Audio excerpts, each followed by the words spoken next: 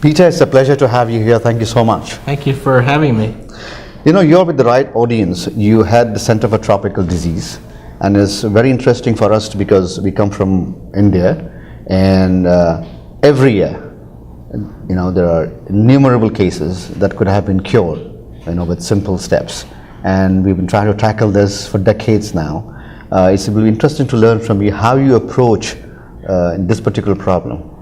Well, so one of the things that surprises people when I talk about these neglected tropical diseases, and we abbreviate them NTDs, neglected tropical diseases, is that they actually kill more people than HIV/AIDS does in India. So people don't really appreciate the powerful public health and also economic impact of these diseases, because these diseases not only occur predominantly in the setting of poverty, but they cause poverty because of their ability to affect child development and growth and worker productivity. So these are the most common diseases of the poor in India, and now we've found evidence of these diseases in the United States as well. So among the diseases that we're finding is a big problem is dengue fever, yes. Which is now rampaging throughout India. 132 million cases in India of dengue fever right now. So one of the reasons it's getting attention is it's affected a couple of Bollywood stars now as well, including Ravneer Singh and others.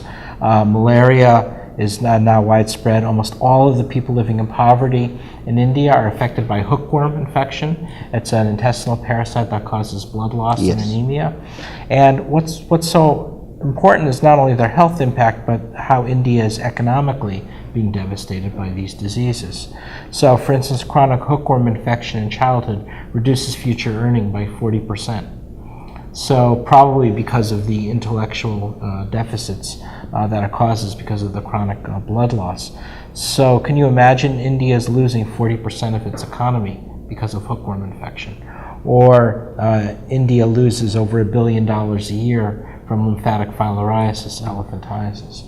So I think we've got to kind of change the dynamic and bring greater attention to these diseases. In some cases, the medicines are incredibly cheap. The medicines for lymphatic filariasis are being donated free of charge now by a Japanese company called Eisai. So we've even factored out the cost of the medicines. So it becomes, in some ways, a matter of political will. And the same is true of the United States. We have these diseases among the poor in the US, and yet we ignore them.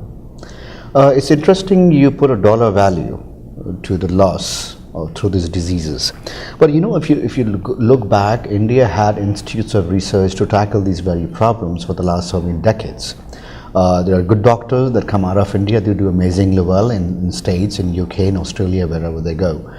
Where do you think, when you look at the problem, the endemic problem that we face in India, the problem is that should be better addressed now that we have all this diaspora who are so well educated, acquainted with the best of technology? But one of the things that I think is happening is there's a disconnect between the basic research going on in India, and as you point out, there's a lot of excellent universities, a lot of good basic research, and the pharmaceutical manufacturers. The two are not being linked.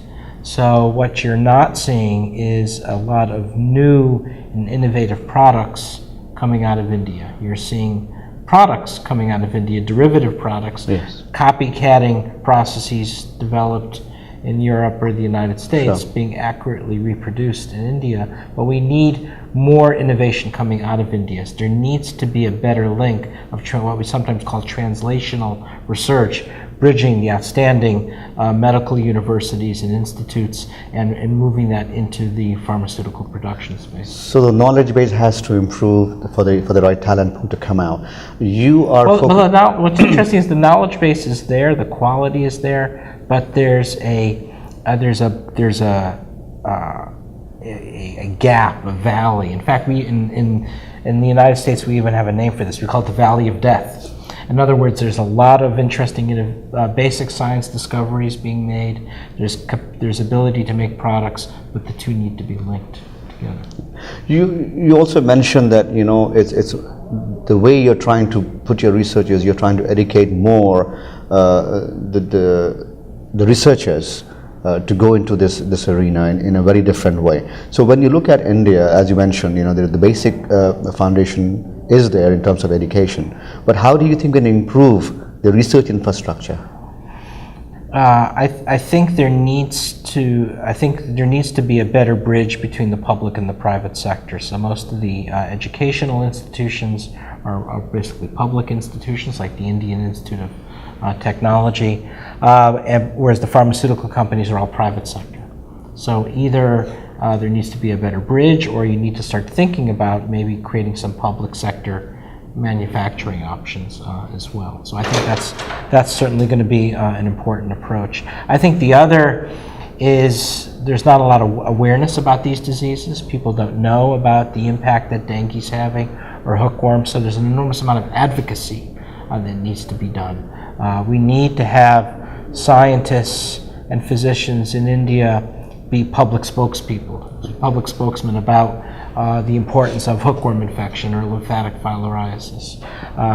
We get into this problem that we talk just amongst ourselves, that we don't engage the public in a big way. And this is not unique to India. I've been writing about this problem in the United States. We have a flatline budget for science in this country. And there was a recent survey done by an organization known as Research America. They're a policy advocacy group. And they found that 70% of Americans cannot name a living scientist. A significant number of Americans still believe that Albert Einstein is still active.